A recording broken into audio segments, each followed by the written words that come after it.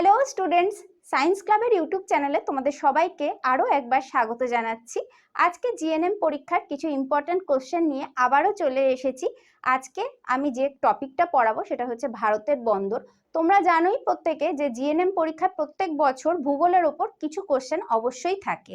তাহলে চলো আজকের মূল বিষয়ে চলে যাচ্ছি। চলে এসেছি প্রথম প্রশ্ন নিয়ে। ভারতের প্রাচীনতম বন্দর কোনটি? এখানে অপশনগুলো আগে পড়ে নেই, কি আছে দেখে নিই। কলকাতা বন্দর, মুম্বাই বন্দর, চেন্নাই বন্দর, কোচিন বন্দর। তো উত্তরটা হয়ে যাবে অবশ্যই কলকাতা বন্দর। ঠিক আছে। 1870 সালে ইস্ট ইন্ডিয়া কোম্পানি অর্থাৎ ব্রিটিশ সরকার হুগলি নদীর তীরে এই কলকাতা বন্দরটি স্থাপন করে। সব থেকে তাই প্রাচীনতম বন্দর হচ্ছে কলকাতা বন্দর। তো পরের প্রশ্নে চলে যাচ্ছি। পরের প্রশ্ন হচ্ছে ভারতের কোন বন্দর পণ্য পরিবহনে সবচেয়ে ব্যস্ত? তো বর্তমানে সব থেকে ব্যস্ততম বন্দর হচ্ছে ভারতের মুম্বাই বন্দর এবং এইটি হলো দ্বিতীয় প্রাচীনতম বন্দর। ঠিক আছে। এবং বর্তমানে সব থেকে বৃহত্তম বন্দর হলো এই মুম্বাই বন্দর। কেমন? এরা মহারাষ্ট্রে অবস্থিত এবং ভারতের পশ্চিম উপকূলে অবস্থিত, আরব সাগরের তীরে। ঠিক আছে। পরের প্রশ্নে চলে যাচ্ছি। ভারতের পূর্ব উপকূলে অবস্থিত বন্দর কোনটি? তো অবশ্যই অপশনগুলো আগে দেখে নিই। কোচিন বন্দর, এন্নোর বন্দর, ম্যাঙ্গালোর বন্দর, মারমাগাঁও বন্দর। তো মারমাগাঁও বন্দর হচ্ছে গোয়ায়। ঠিক আছে। এটা হচ্ছে পশ্চিম উপকূলে, লিখে দিলাম পাশে। হ্যাঁ, ম্যাঙ্গালোর বন্দর হচ্ছে কর্ণাটকে, এটাও হচ্ছে পশ্চিম উপকূলে। কি চেয়েছে? পূর্ব উপকূল। কোচিন বন্দর হচ্ছে কেরালাতে, এটাও হচ্ছে পশ্চিম উপকূল। তাহলে বাকি পড়ে রয়েছে এন্নোর বন্দর। এখানে উত্তর হয়ে যাবে সঠিক উত্তর, যেহেতু পূর্ব উপকূলের বন্দর চেয়েছে। এন্নোর বন্দর কোথায় রয়েছে? তামিলনাড়ুতে রয়েছে। ঠিক আছে। আর পূর্ব উপকূলের বন্দর বঙ্গোপসাগরে এই বন্দরটি রয়েছে, বঙ্গোপসাগরের তীরবর্তীতে। ঠিক আছে। তাহলে পরের প্রশ্নে চলে যাচ্ছি। কলকাতা বন্দরটি কোন নদীর তীরে অবস্থিত? কি অপশন রয়েছে? গঙ্গা রয়েছে, হুগলি রয়েছে, ব্রহ্মপুত্র রয়েছে এবং মহানদী রয়েছে। এখানে অবশ্যই উত্তরটি হয়ে যাবে হুগলি নদী। ঠিক আছে। পরের প্রশ্নে চলে যাচ্ছি। ভারতের কোন বন্দর লৌহ আকরিক রপ্তানিতে প্রধান? অপশনগুলো দেখে নিই। পারাদ্বীপ বন্দর, বিশাখাপত্তনম বন্দর, চেন্নাই বন্দর, মারমাগাঁও বন্দর। তো ঠিক উত্তর হয়ে যাবে হচ্ছে মারমাগাঁও বন্দর। কোথায় রয়েছে? গোয়াতে রয়েছে। হ্যাঁ, একটু বুঝে নেবে। পরের প্রশ্নে চলে যাচ্ছি।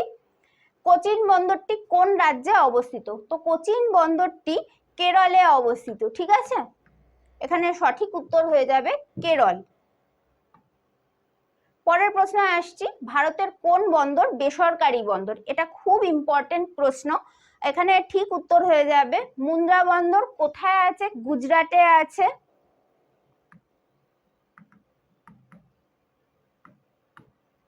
আর ওনারশিপ কাদের আছে? আদানি গ্রুপের ওনারশিপ আছে।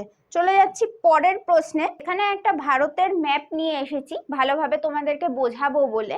তো আমাদের ভারতের যে উপকূল সীমানাটা আছে তা দেখো গুজরাট থেকে শুরু হচ্ছে, তো শেষ হচ্ছে কোথায়? ওয়েস্ট বেঙ্গলে গিয়ে।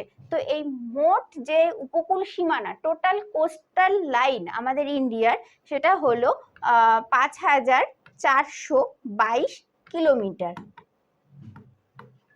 আর আমি যদি এই মূল ভূখণ্ডের সঙ্গে দ্বীপপুঞ্জকে মিলিয়ে এর কোস্টাল লাইন বলি, তাহলে টোটাল কোস্টাল লাইন হচ্ছে 7517 কিলোমিটার। এটা মনে রাখতে হবে। কেমন? আর মোট 7টা স্টেট, এই মোট 7টা স্টেটে কিন্তু আমাদের কোস্টাল এরিয়াটা আছে, কোস্টাল লাইনটা আছে। কি কি না, গুজরাট রয়েছে, মহারাষ্ট্র রয়েছে, গোয়া রয়েছে, কর্ণাটক রয়েছে, কেরালা রয়েছে, তামিলনাড়ু রয়েছে, অন্ধ্রপ্রদেশ রয়েছে, ওড়িশা রয়েছে আর ওয়েস্ট বেঙ্গল রয়েছে। কেমন? তো চলে যাচ্ছি পরের স্লাইডে। আচ্ছা, এরপর জেনে নেব ভারতে মোট কটি প্রধান বন্দর রয়েছে। ভারতে মোট 13টি প্রধান বন্দর রয়েছে। এই 13টি বন্দর কিন্তু সরকারি বন্দর, আর অপ্রধান বা ছোট বন্দর রয়েছে, বেসরকারি বন্দর 200টিরও বেশি। ঠিক আছে। তো চলে যাচ্ছি পরের স্লাইডে। চলে এসেছি পরের স্লাইডে। দেখো এখানে লেখা রয়েছে ভারতের 13টি প্রধান বন্দর। ভারতের 13টি প্রধান বন্দরগুলো কি কি তা আমাদের কিন্তু জেনে রাখতে হবে, কারণ এগুলো বিভিন্ন সময় পরীক্ষায় আসে। তাহলে দেখো প্রথমে কি লেখা আছে, কলকাতা।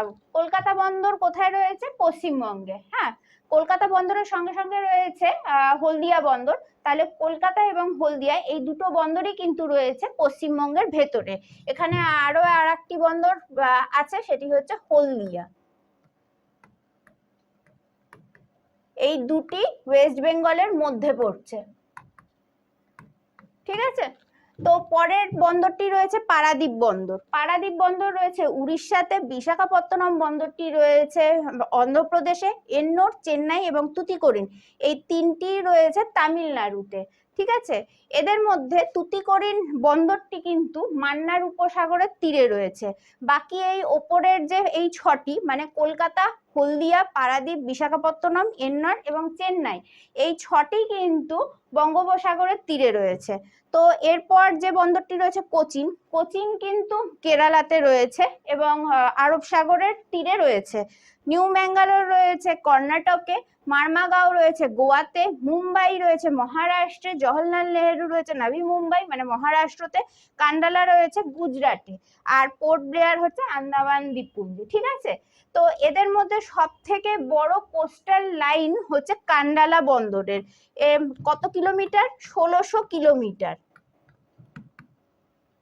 এটা মনে রাখতে হবে। আর সব থেকে কম কোস্টাল লাইন রয়েছে মারমাগাঁও বন্দরের। মারমাগাঁও বন্দর কোথায় রয়েছে? গোয়ায় রয়েছে এবং কোস্টাল লাইন হচ্ছে 101 কিলোমিটার।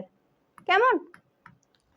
আর আমাদের কলকাতার যে কোস্টাল এরিয়া সেটা হচ্ছে 210 কিলোমিটার, এটাও মনে রাখতে হবে।